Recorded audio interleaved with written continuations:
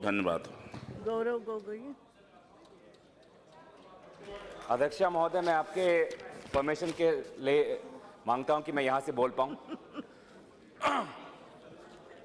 Madam speaker, आज मैं उठा हूं इस 193rd कॉन्स्टिट्यूशनल अमेंडमेंट के समर्थन में। ये एक ऐतिहासिक अमेंडमेंट है और आज एक ऐतिहासिक दिन है जिसके कारण भारत और बांग्लादेश के बीच में जो दोस्ती है वो दोस्ती आज वो और गहरा होगा। आज मैं ज़्यादा इसमें मैं राजनीतिक तर्क इसमें मैं लाना नहीं चाहता। आज एक बहुत ही सुनहरा दिन है और ऐतिहासिक दिन है और ये भारत और बांग्लादेश की जो दोस्ती है वो आज नहीं, वो 1971 से इस दोस्ती का प्रारंभ हुआ जब बांग्लादेश का लिबरेशन वॉर हुआ। और इस वक्त हमें पूर्व प्रधानमंत्री श्रीमती इंदिरा गांधी जी का याद आता है, क्योंकि उस समय उन्होंने, इंदिरा गांधी जी की सरकार ने पाकिस्तान के आर्मी को हराकर बांग्लादेश के आवाम को आज़ादी दी और इसके कारण आज बांग्लादेश के आवाम और भारत के लोग प्रधानमंत्री, पूर्व प्रधानमंत्री इंदिरा गांधी जी को हम सम्मान करते हैं।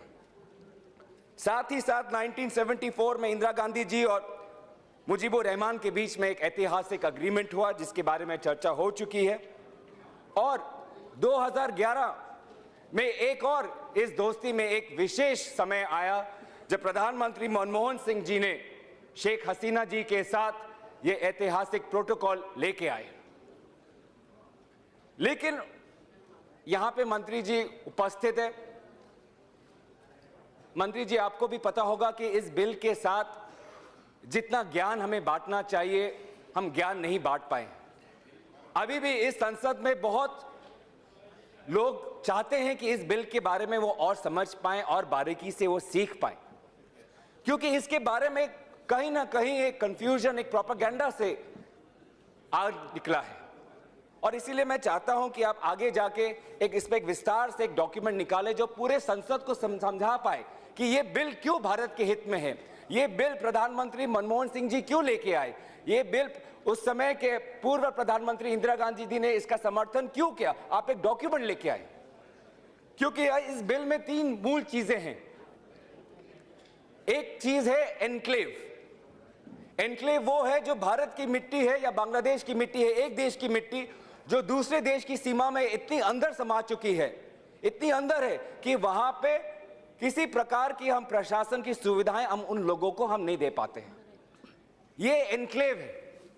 तो इंडिया के अंदर बांग्लादेश के ऐसे 51 एनक्लेव्स हैं और बांग्लादेश के अंदर इंडिया के ऐसे 111 एनक्लेव्स हैं। अगर आप इसका भूमि का आंकड़न देखें तो भारत के जो 111 एनक्लेव्स हैं वो उनकी मात्रा होती है 17,170 एकर्स और बांग्लादेश की जो 51 एनक्लेव्स हैं उनकी आंकड़ा देखें तो 7,100 एकर्स। यहां पे हमारे यूडीएफ के साथी ने कुछ कहा कि इसमें हम भारत की मिट्टी हम बांग्लादेश को दे रहे हैं। ये गलत है, क्योंकि मैडम वो सिर्फ एनक्लेव्स की बात कर रहे हैं, लेकिन एनक्लेव के साथ साथ एक और चीज है, एडवर्स पोजेशन। मतलब अंतरराष्ट्रीय सीमा पे भारत के अंदर ऐसा कोई क्षेत्र है जिस पे बांग्लादेश का कब्जा है। कब्जा मतलब उनका प्रशासन का कंट्रोल है। वैसे ही एडवर्स पोजेशन अंतरराष्ट्रीय सीमा में बांग्लादेश में ऐसी कोई क्षेत्र है जो है लीगली बांग्लादेश की, लेकिन इंडिया का वहां पे प्रशासनिक कंट्रोल है। अगर ऐसे अगर देखें कितना एरिया आता है तो इंडिया का 2,777 एकर्स और बांग्लादेश में 2,738 एकर्स है, जिसमें से बांग्लादेश के ने जिस भारतीय भूमि पे एडवर्स पोजेशन कर चुके हैं 2,738, उससे हम आज इंडिया 470 एकर्स हम लेके आए हैं। मतलब इसका मतलब क्या हुआ? इसका मतलब क्या हुआ कि रैटक्लिफ ने जो बाउंड्री बनाई। ठीक है, बैठो, आप बोल चुके ना। मैडम स्पीकर, कुछ लोगों को तर्क पसंद नहीं है, उनको उनके राजनीतिक लाभ के लिए प्लीज उनके अपने राजनीतिक लाभ के लिए वो नहीं चाहते कि सत्य बाहर जाए। यस प्रधानमंत्री आपके खुद समर्थन कर रहे हैं, शायद जरूर उन्हें सोच के समर्थन किया होगा। समझ के सूट बूट की सरकार ने सूझबूझ लगाई है इस बिल में, समझ लगाई है, समझ से ये बिल आगे बढ़ा है। तो जो ऐतिहासिक भूल जो की गई थी कि रैडक्लिफ ने बाउंड्री ऐसा बनाया कि बांग्लादेश के पास 2738 एकड़, मतलब उस समय के ईस्ट पाकिस्तान के एडवर्स पोजीशन में था। प्रधानमंत्री के इस बिल से उस ईस्ट पाकिस्तान से हम लैंड वापस लेके आए हैं और इंडिया को 470 एकड़ मिला है, ये हम लेके आए हैं। और साथ ही साथ एनक्लेव्स की बात की, एडवर्स पोजीशन की बात की, और तीसरी चीज है अनडिमार्केटेड बाउंड्री। 6 किलोमीटर की अंतरराष्ट्रीय ऐसी सीमा है जहां पे हमने सीमा बनाई नहीं, जो त्रिपुरा में है, वेस्ट बंगाल में है और असम में भी है।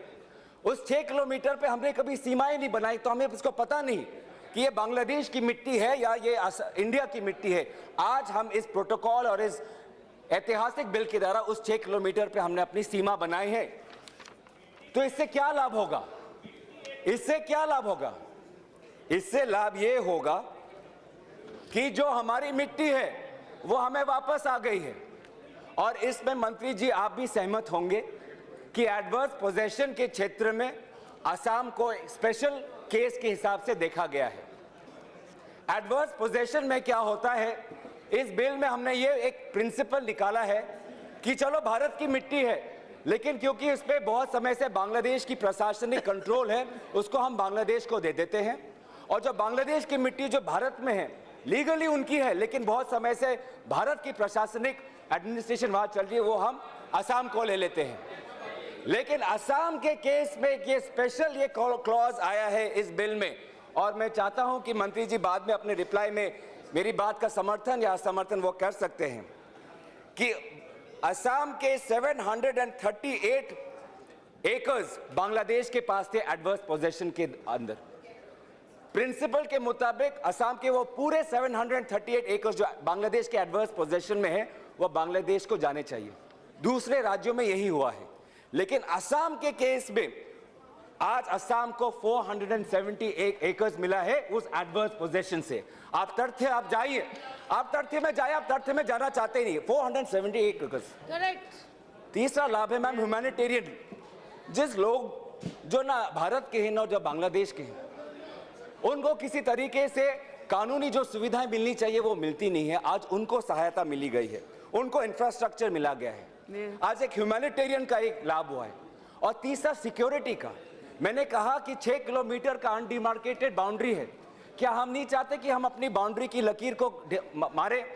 क्या हम नहीं चाहते कि हम बाउंड्री का अगर हम डिमार्केट करें तो उसमें हम फेंसिंग डाल पाएंगे?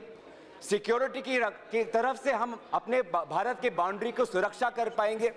तो इससे आज अनडिमार्केटेड बाउंड्री असम में जो था, उस अनडिमार्केट लालटीटीला और डुमाबारी की बाउंड्री के डिमार्केट होने के बाद आज असम को 714 एकर्स और मिला है।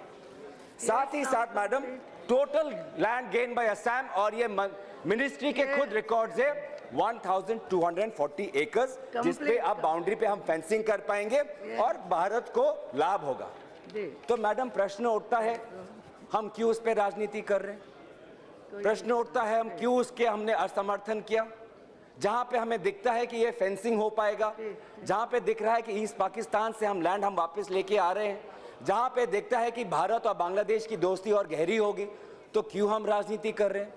क्यों उसको पहले हमने अपोज किया, अब समर्थन कर रहे हैं, फिर असम को निकाला, फिर असम को डाल रहे हैं, जबकि देखा जा रहा है कि सबका लाभ होता है। तो इस पे प्रश्न उठता है क्यों? और वो सरकार इसका खुद ये उत्तर दे पाएंगे। सरकार का खुद उत्तर दे पाएंगे। और मैडम स्पीकर, आज ये बहुत ही ऐतिहासिक दिन है। आज इस पे हमें सबको गौरव करना चाहिए। आज हमें बधाई देनी चाहिए हमारे एक्सटर्नल अफेयर्स मंत्री सुषमा स्वराज जी को, प्रधानमंत्री मोदी जी को, जिन्होंने राष्ट्रीय हित में आज इस बिल को लाया है। राष्ट्रीय हित में आज बिल को लाया है। स्टेट के बीजेपी ने जो भी कहा हो, लेकिन राष्ट्रीय हित में आज उन्होंने ये निर्णय लिया हो, तो हम उनका स्वागत करते हैं। और हम भी सहमत हैं कि अगर हमारे पड़ोसी देश में अगर किसी के साथ अत्याचार हो रहा है, बांग्लादेश में अगर किसी के साथ अत्याचार हो रहा है, वो धर्म के कारण हो, संस्कृति के कारण हो, भाषा के कारण हो, किसी के कारण भी हो, तो उसमें उन लोगों को भारत को सुरक्षा देनी चाहिए। भारत को सुरक्षा देनी चाहिए। आज ये हमारा दायित्व बनता है। पूरे दक्षिण एशिया में भारत सर्वश्रेष्ठ देश है। हमारा दायित्व है कि आज सिर्फ हम अपने देश की इकोनॉमी के बारे में नहीं, लेकिन पूरे साउथ एशिया को, पूरे नेबरहुड को हम इसको लीडरशिप दें। सबके देशों की स्टेबिलिटी और शांति में हमारा ही इसका लाभ है। हम चाहते हैं कि आज एक ऐतिहासिक ये दिन है, हमें सबको इस पे गौरव अनुभव करना चाहिए। हम शुक्रिया अदा करते हैं इसके साथ पूर्व प्रधानमंत्री मनमोहन सिंह जी को, सलमान खुर्शीद जी को, और धन्यवाद करते हैं प्रधानमंत्री मोदी जी को और एक्सटर्नल अफेयर्स मंत्री सुषमा स्वराज जी को। Thank you.